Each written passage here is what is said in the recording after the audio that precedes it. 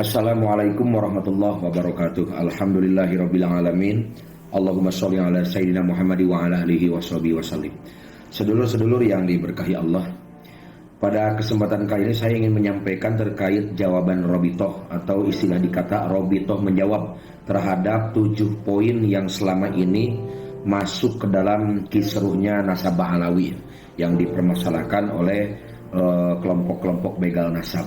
Poin-poin tersebut yakni yang pertama, bagaimana Robitoh menyikapi seorang Alawi yang mengatakan Wali Songo tidak memiliki keturunan. Dan kalau tidak salah, munculnya bahasa ini dari seorang Alawi yang pada akhirnya muncul kisruh begal nasab ya.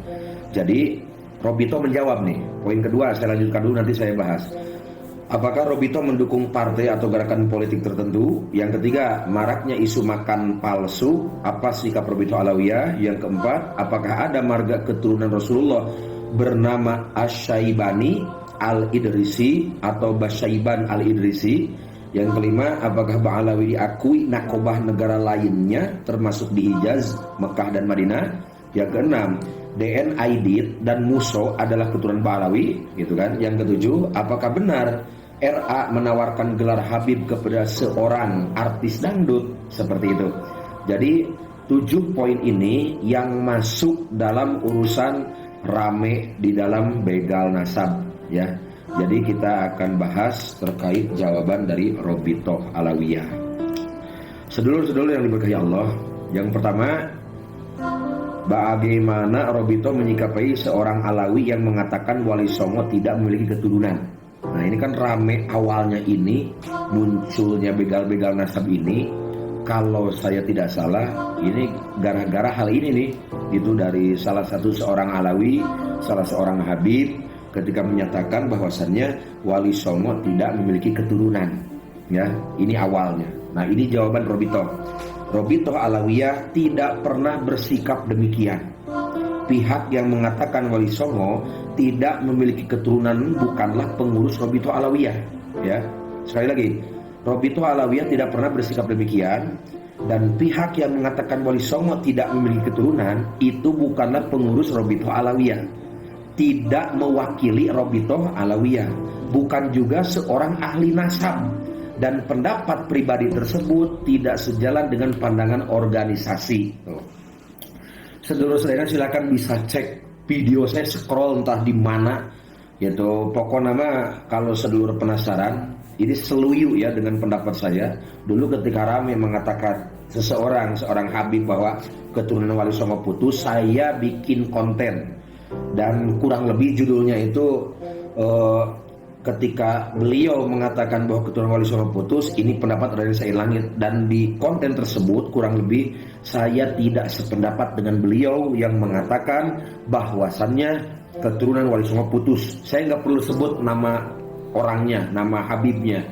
Jadi saya kalau membahas sesuatu fokus kepada permasalahan dan tidak menjadikan ketika saya cinta kepada seseorang menjadikan saya fanatik buta, gitu kan, memukul rata, menyamakan semuanya sehingga ketika ada kesalahan darinya saya membenarkan dari kesalahannya. Tidak, saudara ya. Dan itu pun untuk poin ini bukan berarti saya sok tahu, sok benar atau paling merasa benar ya. Intinya saya pribadi tidak setuju kalau menganggap bahwa keturunan Wali Songo itu putus, gitu ya, sudah tidak. Dan begitu pun seluyu sejalan dengan apa yang disampaikan oleh Robitoh Alawiyah ya. Poin selanjutnya, poin nomor 2 ya. Apakah Robitoh mendukung partai atau gerakan politik tertentu? Robitoh Alawiyah sebagai organisasi berperan aktif dalam kegiatan sosial, keagamaan, dan pendidikan di tengah masyarakat. Robitoh Alawiyah selalu bersikap netral dan tidak berpihak dalam dukung atau mendukung partai politik maupun persaingan kekuasaan. Setiap pengurus RA tidak diperkenankan aktif dalam kegiatan politik, sedangkan bagi Alawiyin secara umum yang bukan pengurus tidak terikat aturan tersebut ya.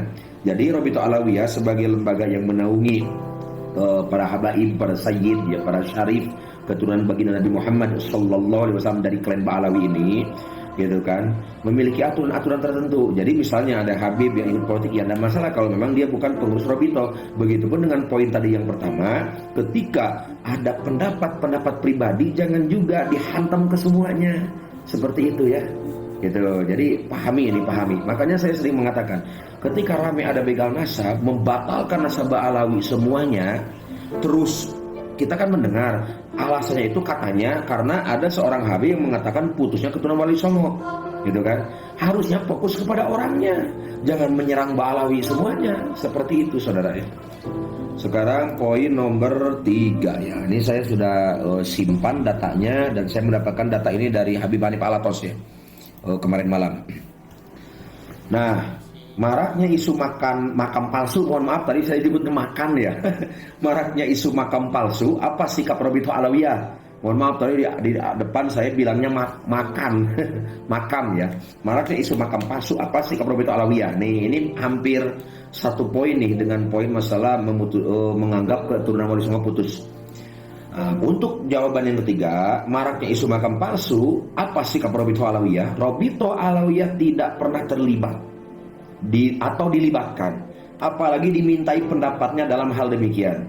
Robito Alawiyah tidak pernah mengetahui apalagi berkepentingan mengunjungi setiap lokasi tersebut ya.